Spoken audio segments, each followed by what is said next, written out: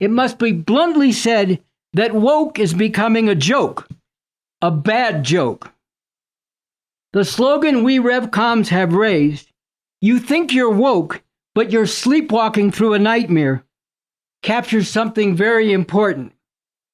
But it needs to be added that this wokeness, with its evading of and diversion from the real struggle that needs to be waged, and its substituting of word changing and cancel culture in place of this struggle, is actually contributing to and furthering this nightmare. A nightmare. People, you are woking yourselves and humanity off a cliff into a brutal world of horrific, vicious oppression and repression that will rival the ugly foundation of this country in the genocide of the native peoples, in slavery, lynching, and mass incarceration, into a culture of rape, degradation, and the oppression of women. All this, if there even is a world of hurt, because the monsters that rule this capitalist-imperialist system we live under are destroying the environment and are engaging in a dangerous game that threatens war which could spin into oblivion. Yet, too many who hate this are obsessed and possessed with trivial and harmful pursuits. A self-absorption that disregards simple things like getting yourself vaccinated to protect yourself and others against a pandemic that you believe is so make-believe that it has taken over 5 million lives. A self-absorption that wallows in a selfie culture of self-care when the world literally cries out if you have the ears and the eyes to hear and see what is all around us. A self-absorption that leads to sniping and snarking and canceling and fighting with each other. A self-absorption that settles for finding your little place in a world that's on the brink. A self-absorption that deludes itself that there is a way to painless progress and which tries to drag the rest of us along with you. A self-absorption that leads you to think that the deadly rivalry with the crew next block over is anything more than the two of you carrying out our oppressors' genocidal plans. A self-absorption that leads you to endure the shit of this world by looking for salvation in a heaven that doesn't exist instead of fighting for liberation in the world that does. To think that the same old oppression carried out by black or brown or female faces in high places who just because they look like you will make this system any less oppressive. The thing is, we won't go there and we won't let you or anyone else take us or lead humanity off of that cliff, no. We need a real revolution to fight for the emancipation of all humanity. Humanity really does stand on a precipice. There is a terrible future that advances by the day. But there is a call that has been sounded for a revolutionary way out of this rapidly cascading catastrophe to a liberating future. A way to tear up the roots of what gives rise to this terrible future that the world is careening to. That road is a real revolution for the emancipation of humanity. The words that opened this program today from the revolutionary leader, Bob Avakian, are from a major essay that calls for that positive future. Something terrible or something truly emancipating. Profound crisis deepening divisions, the looming possibility of civil war, and the revolution that is urgently needed. A necessary foundation, a basic roadmap for this revolution. This is the guide for this moment. If you yearn for a just world, if you have a heart to act and to fight for a world fit for people all over the world to flourish in, if you have the integrity to follow your convictions, read this work by Bob Avakian, BA at revcom.us. My name is Andy ZEE. I'm the host of the R&L show, and you are watching that show right now, and today is February 3rd, 2022, and I'm coming to you from Los Angeles, California. We're coming hard at the ways of thinking and acting that all those who should be raising hell and getting with the revolution are caught up in, that leads them to turn away from, and worse, lead others to turn away from a fight for real liberation that could really be possible. And let me be clear, this comes not out of arrogance or malice, but from a real world, objective, scientific understanding of the problem we face and the real solution. Bob Avakian says at the beginning of this talk that we are coming strong at all this harmful nonsense, quote, not out of a sense that people are so deeply caught up in, that they cannot break with, ways of thinking and acting which serve to perpetuate their own oppression and degradation. No, we do this precisely out of the understanding that people not only need to, but they can make a profound break with this, that they can radically change themselves as part of and in the process of radically changing the world in an emancipating way. So what is the situation we face? Why are we saying that revolution is possible in this moment?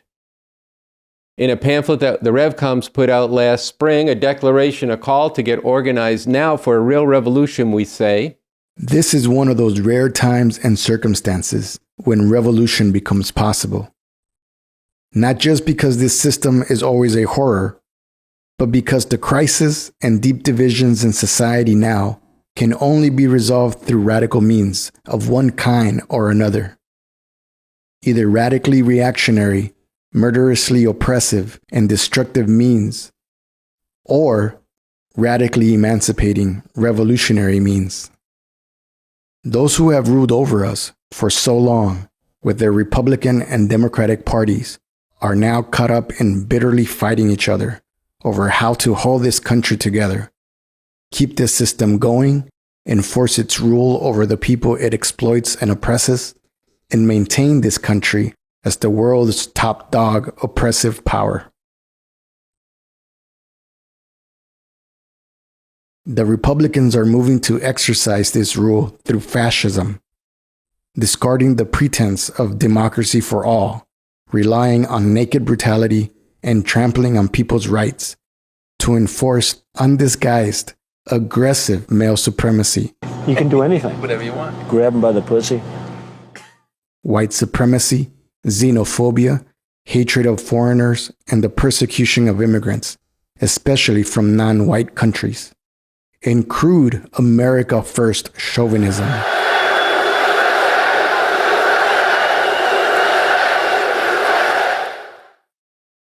The Democrats are trying to keep things together with more disguise and deception, with the claim that what exists in this country is a great democracy representing the will of the people. Opening doors of opportunity, guaranteeing some more fairness and justice. That's the essence of America. And for this reason, it deserves to be and needs to be the most powerful force in the world. I will never hesitate to use force to defend the vital interests of America, the American people. But in reality, both of these ruling class parties are working to maintain the violent, oppressive power, the dictatorship of this capitalist-imperialist system, with all the horrors for humanity this involves. The declaration call goes on to say, quote, this could lead to something very bad or something very good if we act in the way we need to in these rare circumstances and fight to take things where they need to go. To get where we need to go, to bring forward and to organize thousands and then millions of people into the ranks of a movement for a real revolution, to impact the whole country so that millions more are won to be favorable to this revolution, we need to transform. We need to change the thinking of millions of people in the process of changing the world. To this purpose, we begin and are framing today's show with a recent challenge from Bob Avakian that was published on our website, revcom.us, on January 24th, which you can still find on the homepage of our website. The title is, In the Light of the Urgency Spoken to, in Something Terrible or Something Truly Emancipating, a Renewed Challenge, Searching for an Honest Liberal or Progressive. In light of the urgency spoken to in Something Terrible or Something Truly Emancipating, a renewed challenge, searching for an honest liberal or progressive, by Bob Avakian. There is the story about how in ancient Greece, a philosopher named Diogenes wandered over a wide territory with a lantern to light his way, searching for one honest man. Today, I'm searching for an honest liberal or progressive. More specifically, last year, I issued a challenge to Bill Maher, who continues to bray about how this is supposedly a great country. We're not the bad guys. Here, I'm issuing an updated version of this challenge for all the liberals and progressives who say they care about justice and are seriously concerned about the situation and the future facing humanity, but still are clinging to the notion that there is something special, something especially good about this country, even while they may admit that it has many faults. All those liberals and progressives who, in any case, say that this system we live under should be preserved while we work to overcome its faults, and that it is not necessary and not a good idea to overthrow this system and bring into being a radically different system. Here is the challenge. Go to the website revcom.us and read the following. This recent major work of mine, something terrible or something truly emancipating. Profound crises, deepening divisions, the looming possibility of civil war, and the revolution that is urgently needed. A necessary foundation, a basic roadmap for this revolution. The American Crime Series. These papers by Raymond Lotta, The Industrialization of Sexual Exploitation, Imperialist Globalization, and the Descent into Hell. And Imperialist Parasitism and Class Social Recomposition in the U.S. from the 1970s to today, an exploration of trends and changes. And let me call your attention to this astounding and horrific fact.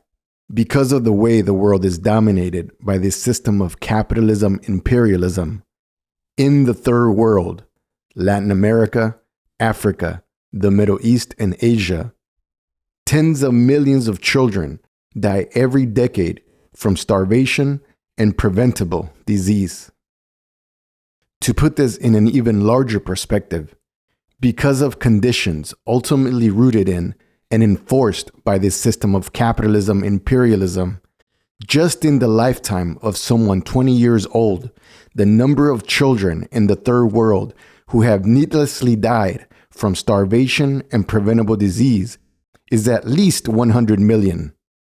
And for anyone 75 or older, that number is 350 million, greater than the entire population of this country. So here again is the challenge. Seriously confronting the reality captured in the works and facts I have referred to here. Try to make the case that this is a great country and great system. And see if you can explain why this system should be preserved in any form. Or, failing that, acknowledge that it is true that we need an actual revolution to overthrow this whole system and bring a radically different and much better system and world into being. Do any of you have the integrity and concern for humanity to take up this challenge? We shall see. To help you grab hold of your integrity and concern for humanity and to take up this challenge, we present today's RNL Revolution Nothing Less show.